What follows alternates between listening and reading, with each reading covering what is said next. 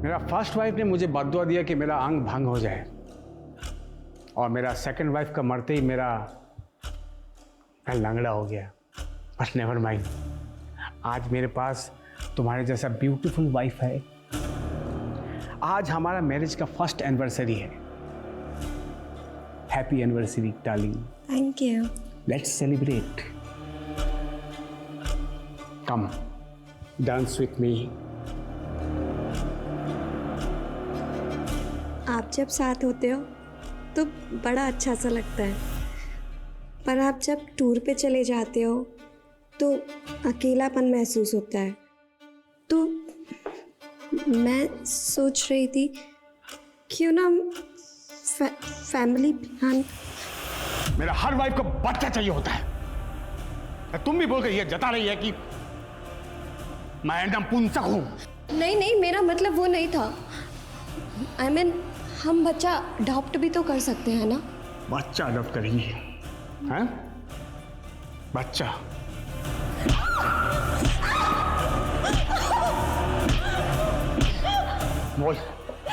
बोल बच्चा। और साथ ही इस केस में अब डॉक्टर व्योमकेश को प्राइम सस्पेक्ट मान रही थी, लेकिन उस किताब में मिली उस फोटो में दिख रही उस औरत और बच्ची का इस केस से क्या वास्ता था? बोलिए, चुप क्यों हैं आप? कहाँ है डॉक्टर व्योमकेश? सर वो तो आज सुबह ही दिल्ली चले गए, कल सुबह तक वापस आ जाएंगे। ये चोट कैसे लगी आपको? क्या सर मैं आपसे अकेले में बात कर सकती हूँ? अरुण। Yes sir. ये देखिए सर, ये देखिए, वो आदमी मुझे रोज मारता है जानवरों की तरह। आप रोइए मत, मैं उसके खिलाफ घरेलू हिंसा का केस बना देता हूँ। आप गवाही देंगी? नहीं सर, अगर मैंने ऐसा किया तो वो अपनी पिछली 2 बीवियों की तरह मुझे भी मार डालेगा। व्हाट? उसने अपनी बीवियों को? जी सर। आपके पास कोई सबूत है इसका? नहीं सर, लेकिन जब से मैंने उससे शादी की है मुझे ये तो मालूम हो गया कि वो आदमी अच्छा नहीं है। इस आदमी को और इस औरत को क्या डॉक्टर व्योमकेश के साथ में कभी देखा था आपने? नहीं सर, कभी देखा तो नहीं है, लेकिन मैं आपको इन लोगों के बारे में पता करके बता सकती हूँ। अच्छा, एक काम कीजिए, आप मेरा पर्सनल नंबर ले लीजिए, और आपको कुछ भी प्रॉब्लम हो आप मुझे फ़ोन कीजिएगा। सर हम मानते हैं उस कार ब्लास्ट के बाद मीडिया में एक केस और भी हाईलाइट हो गया, लेकिन सर मेरा यकीन मानिए हम इस केस को ज़रूर सॉल्व करेंगे। बस हमें थोड़ा सा वक्त दीजिए सर। और जी सर, जय हिंद।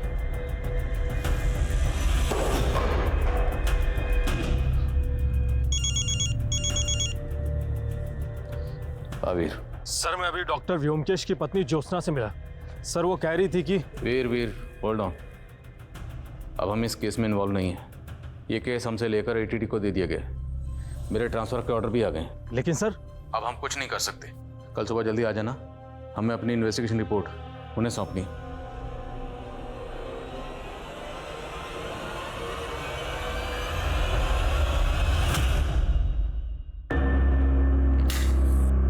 ये क्या कर रहे हैं आप? ये ज़बान थाप करने के थैले पे थाप बोलना सीख लिए है, जिनकी आज सबसे ज्यादा जल्लुलत है। बोलूं? I love you. अब तुम अपने समूह से वो ताप के जहर को माल दो जितने मुझे तोतला किया। आजा आजा। नहीं आजा। वो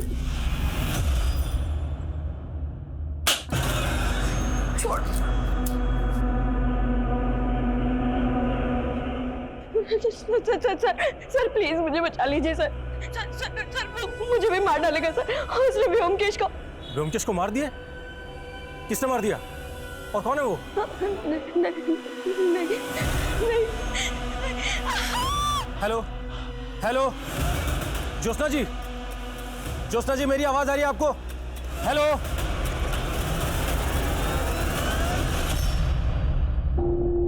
ये वीर का फ़ोन अभी तक बंद है। मैंने साफ साफ कहा था कल सुबह जल्दी आ जाना, अभी तक नहीं है, फ़ोन भी बंद है। वर्मा। Yes sir. आप एक काम करो, ये फाइल तुरंत डीएजी साहब के ऑफिस में पहुंचा दो। मुझे फरीदाबाद पहुंचना, दोपहर से पहले वहाँ ज्वाइन करना होगा। सर, हम लोग आपको बहुत मिस करेंगे। मैं भी आपको बहुत मिस करूँगा, पर क्या करें, ड्यूटी का दस्तूर है, आज यहाँ तो कल वहाँ। फाइल पहुँचा दीजिएगा और अपना ख्याल रखिएगा। जय हिंद सर। जय।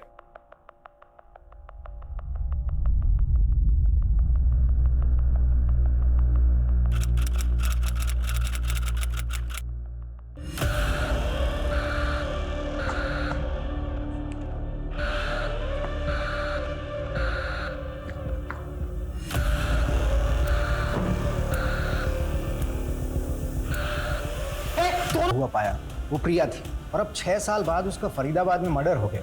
आई डोंट नो, मेरा इंट्यूशन तो यही कह रहा है। दरअसल 6 साल पहले हमें जिस कपल की डेड बॉडीज़ मिली थी, उनके चेहरे बुरी तरह से बिगड़े हुए थे, इसलिए उनकी पहचान पता करने में हमें थोड़ा वक्त लग रहा था। हालांकि उस केस को सॉल्व करने में हम जी जान से लगे हुए थे, और जिन क्रिमिनल्स ने आईडी चीफ की कार में ब्लास्ट किया था, ATT ने उन्हें अरेस्ट कर लिया था।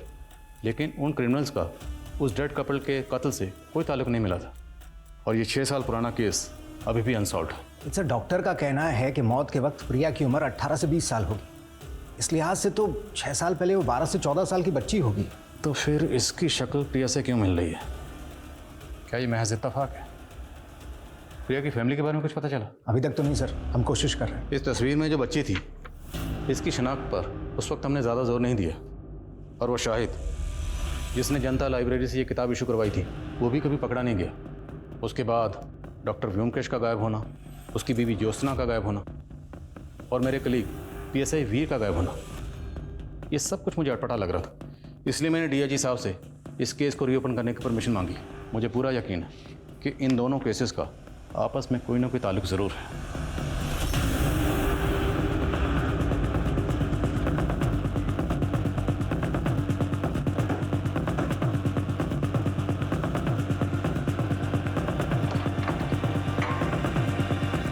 सर, आपके ट्रांसफ़र के बाद हमें पता चला था कि डॉक्टर व्योमकेश ने यह घर उस कपल की हत्या से पहले ही बेच दिया था, और आपके ट्रांसफ़र के दौरान वो अपनी बीवी ज्योत्सना के साथ यहाँ से गायब हो गया। घर किसको बेचा? कमलेश नाम का आदमी है सर, लेकिन घर खरीदने के बाद वो ज़्यादा दिनों तक यहाँ रहा नहीं, क्योंकि सुनने में आया है कि वो यहाँ से इसलिए चला गया कि उसे लगता था इस घर में किसी भूत का साया है। बुलाओ इस कमलेश को पुलिस स्टेशन। ये सर। हाँ मनीष। सर, मैंने उमंग के रिश्तेदारों से मालूम किया, लेकिन रंजिश का कोई एंगल नहीं मिल रहा है। हो सकता है लूट के इरादे से ये हत्या की गई हो, या फिर किसी और मकसद को लूट की शक्ल दी गई। प्रिया की फैमिली का कुछ पता चला? उमंग के रिश्तेदारों से उमंग और प्रिया की शादी के कुछ फोटोज मिले हैं, उसमें प्रिया का बाप भी है। उसका नाम सोमेश है, लेकिन वो कहाँ है और उसका कॉन्टैक्ट नंबर क्या है ये किसी को नहीं पता। फैमिली की CDR आने वाली है, शायद जल्दी कुछ पता चलेगा। प्रिया और उसके ससुराल वालों के इतने ब्रूटल मर्डर हुए, सुमेश को आना चाहिए था, लेकिन ये नहीं आया। ये सुमेश मुझे कुछ डाउटफुल लग रहा है, इसकी बैकग्राउंड खंगालो। साहब, बड़ी नेगेटिव एनर्जी वाला घर था वो। मेरे पंडित ने कहा वहाँ अकाल मृत्यु हुई है, इसलिए भूत का साया है। मैं तो बहुत पछता रहा हूँ साहब उस घर को खरीद कर। कब से ढूंढ रहा हूँ डॉक्टर व्योमकेश को। तो उस डील के बाद डॉक्टर व्योमकेश कभी नहीं मिला तुझे? नहीं साहब, लेकिन जब हम वहाँ रह रहे थे तो एक बच्ची डॉक्टर व्योमकेश की पत्नी ज्योत्सना के बारे में पूछने आती थी। ये वो बच्ची थी? नहीं साहब, कोई और ही बच्ची थी। मैंने उसको कई बार बोला ज्योत्सना अब यहाँ नहीं रहती, लेकिन वो बार बार आती रहती थी। बच्ची आती कहाँ से थी? उसका नाम, एड्रेस कुछ तो पता होगा? नहीं साहब, एड्रेस तो नहीं है, लेकिन हाँ वो अपना नाम मधु बताती थी और गोल्डन पब्लिक स्कूल की यूनिफॉर्म पहने रहती थी। मधु, गोल्डन पब्लिक स्कूल। कमलेश का बयान ये अंदेशा दे रहा था कि डॉक्टर व्योमकेश के घर में कुछ ठीक नहीं था, लिहाजा पुलिस।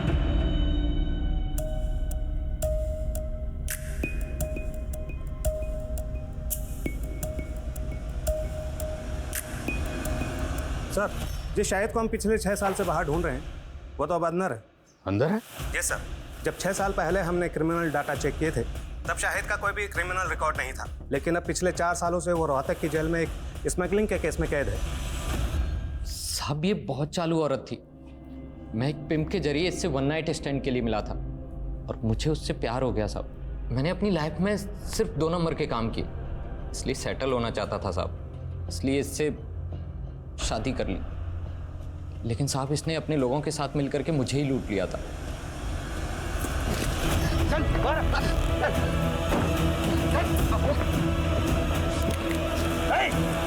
चल विजय विजय विजय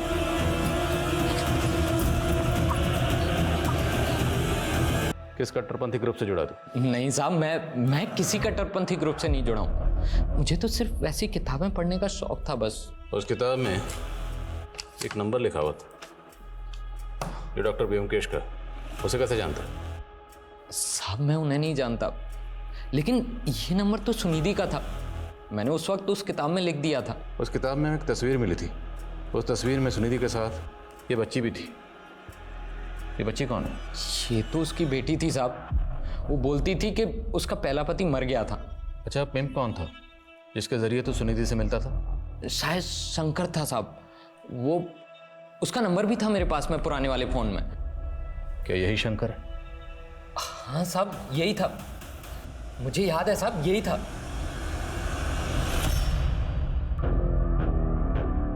अरे हो गया सिंगार तारा, चल जल्दी कर, तेरा दूल्हा तेरा मंडप में इंतजार कर रहा है। सर 6 साल पहले जिस औरत का मर्डर हुआ था उसका डीएनए प्रिया के डीएनए से मैच करके आया। मेरा अंदाजा सही निकला। प्रिया ही पार्वती है, सुनिधि की बेटी। सुमेश इस केस की कड़ी है। सुनिधि ने शायद को झांसा दिया, शायद इसमें सुमेश इन्वॉल्व, और प्रिया की उमंग से शादी करवाएगी ताकि उसके घर में लूटपाट की जा सके। लेकिन सर वो प्रिया का मर्डर क्यों करेगा? इसमें भी कोई ना कोई रास्ता जरूर होगा। हाल फिलहाल में जितनी भी ऐसी शादियां हुई जिसमें लूटपाट हुई, फरेब हुआ, धोखाधड़ी हुई, सब शादियों के बारे में पता करो।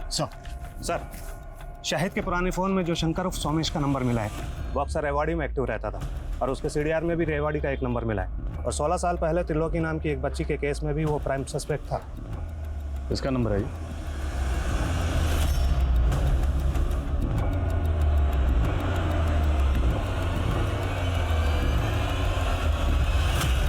बोलिए कौन? सुमेश है या शंकर? ना ये सोमेश है और ना ही Shankar.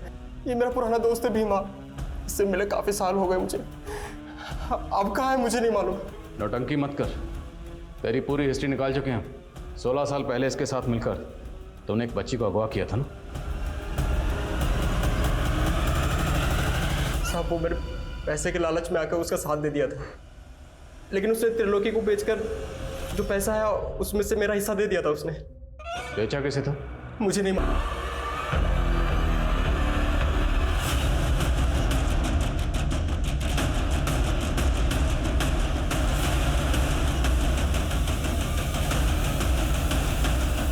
Jyotsna, wife of doctor Byomkesh, तो तुम हो इस खेल की असली खिलाड़ी। तुमने ना सिर्फ लोगों को लूटा बल्कि बहुत सारे कत्ल भी किए और बहुत सारी मासूम बच्चियों को अगवा करके उन्हें सेक्स रैकेट में धकेला। 16 साल पहले तुमने एक त्रिलोकी नाम की बच्ची को अगवा किया था। वो बच्ची कहाँ है? मैं ही हूं त्रिलोकी।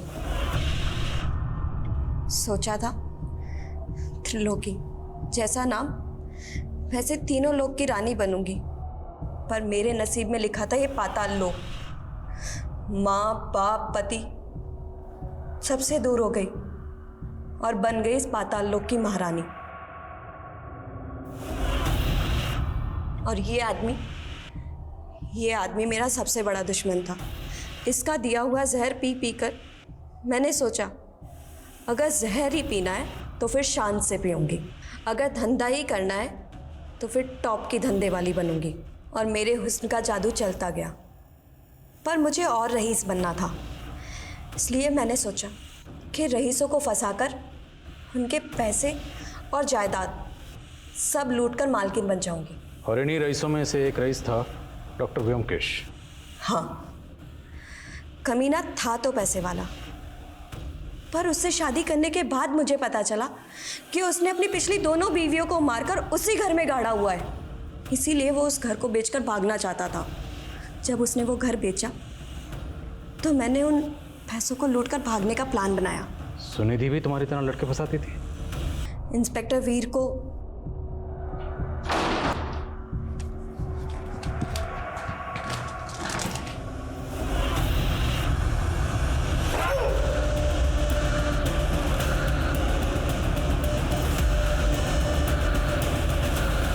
लेकिन प्रिया वो तो तुम्हारे लिए काम करती थी ना?